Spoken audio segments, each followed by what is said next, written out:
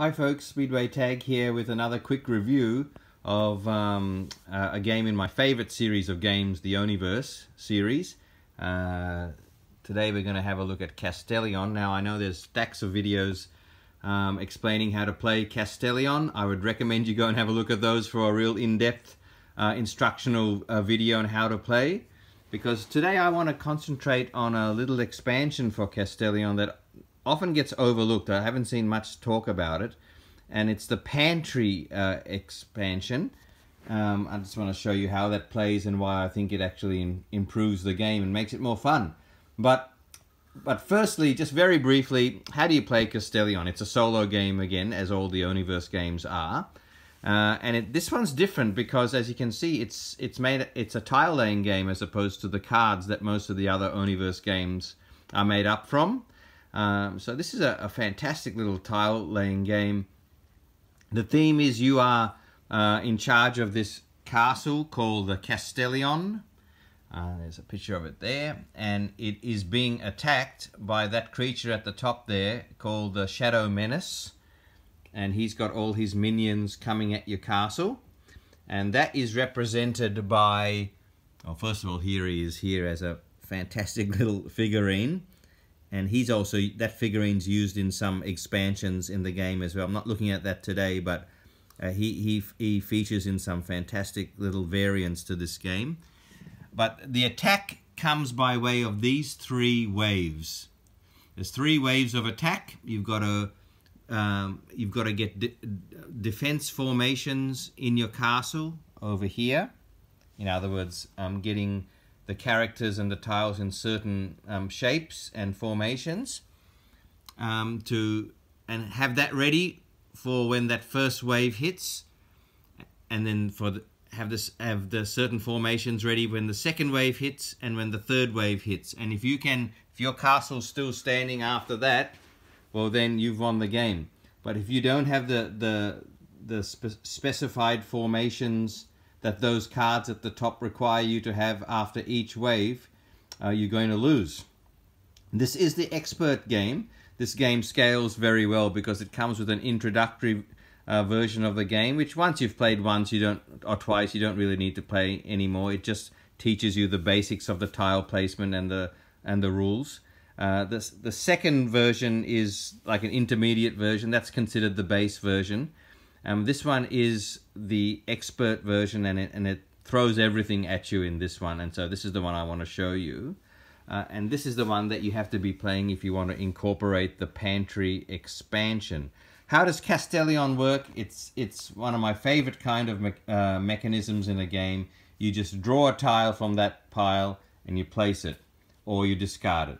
And as is the case with many of these tile laying games or draw and place type games, if you choose to discard the tile or the card or whatever it is, you get to perform a special ability, so which will help you with the formations here. I've already started, and as you can see, there's 4 different characters in the castle, and their tiles are kind of like their little hovels where they live and where they set themselves up. And so as you place them in the castle, it takes a beautiful shape, and it's very striking the way it looks. We've got chameleons, the green guys. We've got pyros, those purple guys. We've got the jugglers, the orange. And we've got the seers, the blue.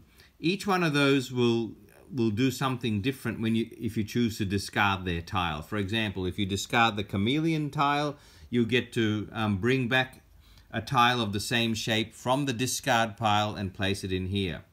If you discard the pyro, you get to destroy one of these tiles. If you've made a mistake or you need to change things up, you get to destroy a tile and move one from one place to another, which is really handy. If you discard the juggler, instead of placing him here, he'll allow you to switch 2 tiles orthogonally.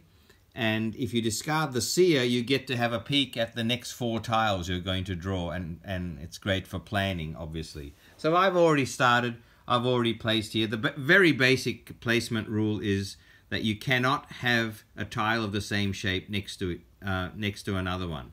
Now that rule is broken just for the bottom level here. As you can see, I have broken that rule. Here's a a square and a square next to each other.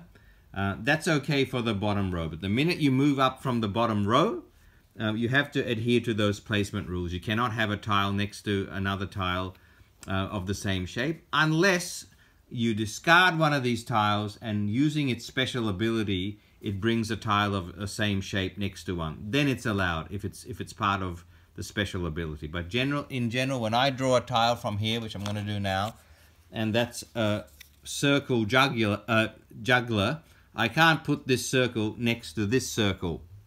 I can't put this circle next to that circle. Okay? I can't do that. So I might want to place this one maybe here, because there's a triangle here and there's a triangle here, so this one will place there quite fine. Now, what's my objectives? What am I actually working towards? Well, I'm working firstly to the first objective, which annoyingly is face down. In this expert level, these objectives start face down. And for you to actually flip that card up to actually know what formations you have to be forming here, to be able to flip that card and see, you've got to form a tower in your castle first. A tower is just 4 vertical tiles of the same character. So I'm almost there with the chameleon. So if I can pull another chameleon that's not a square, I would have formed a tower which would allow me to flip that objective so I know what I need to be doing. So we'll draw a tile.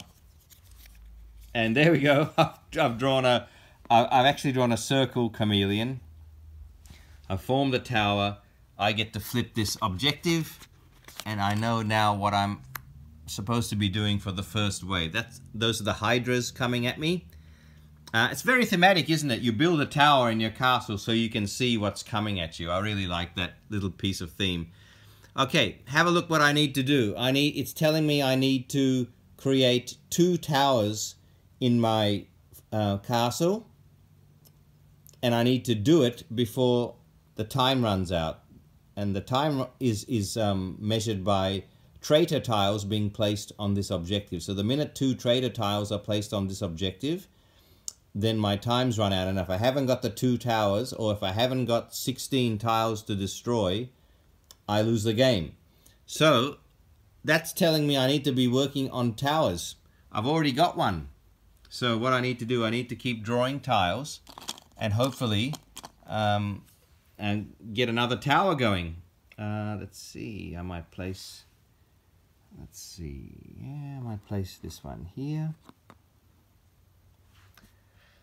The traitor tiles are in those in that pile of pink tiles. That little pile of blue tiles is a safe pile. If you ever want that wonderful feeling of knowing you're not going to draw a traitor tile, which would be placed on the objective here, go into the blue pile and hopefully that'll work. Okay, so what have I got here? I've got a triangle seer, and I might place the triangle seer up here, because look at that, I'm only 1 away from my second tower, which would complete my objective, and then I can move to the next one. So this game is all about building the formations in this castle for those 3 objectives, for those 3 waves of attack. Okay, let's draw another tile. Okay. Oh boy. Okay, so there's a traitor tile. See, he's got a clock, which means it's one of those timer ones. This one's got a black border around it, so if it didn't have a black border around it, I'd be able to discard it, but the penalty for doing that is I'd have to destroy 4 of these tiles, and it could muck up what I'm doing. But that decision's been taken away from me because of the black border around it, which means I have to place it there on the objective. And now see the 2 there? I can only place 1 more traitor tile on there, and if I haven't got my foundation, if I haven't got my formation done, it's over. So let's try again. That wasn't very good. Let's try another tile, and I've got a blue circle, and that'll go nicely up here. Isn't that great?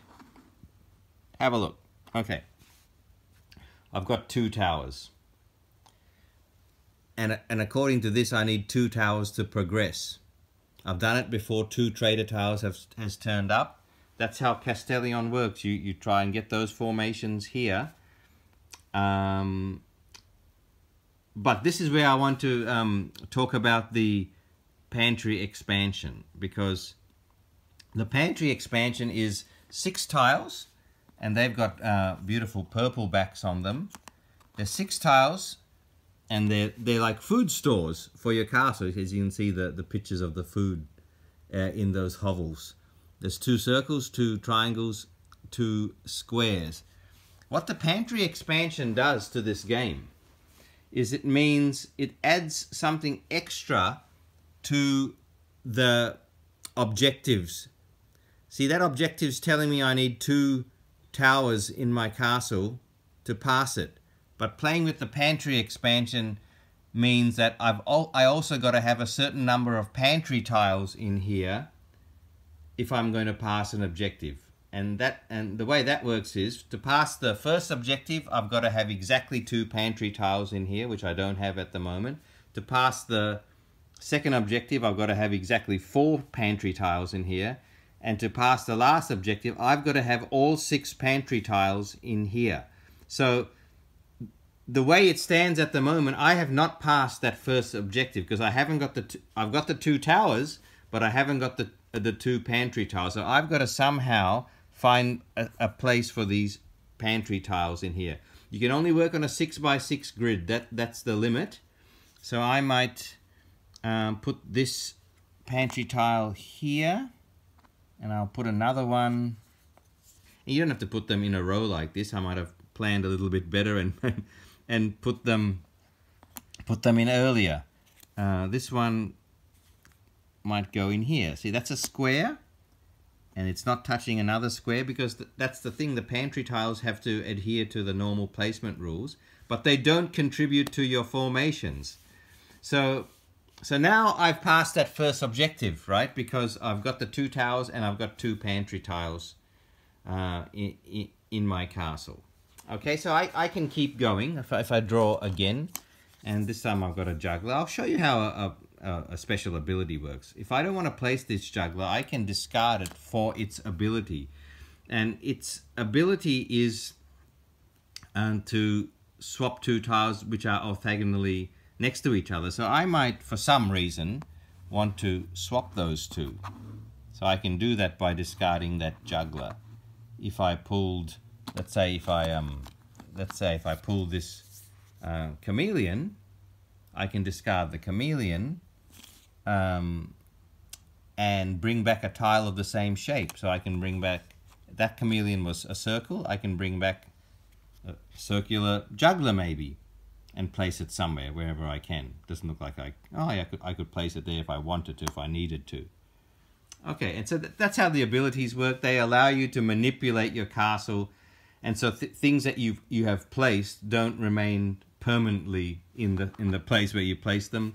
As I said, if you did pull another traitor tile like this, you don't have to put it on your objectives for the time to run out. You can discard it and destroy a number of tiles according where you are in the game. So if I wanted to, I'd get rid of that and I'd destroy 3 tiles. I might destroy these 3 and have to start again in that area. But that's one way to deal with the traitor tiles. Now back to the pantry, because I just want to talk about why it's good playing with these pantry tiles. I found it to enhance the game quite a bit. It forces you to allow for space that is already limited, as you can see, a 6x6 grid.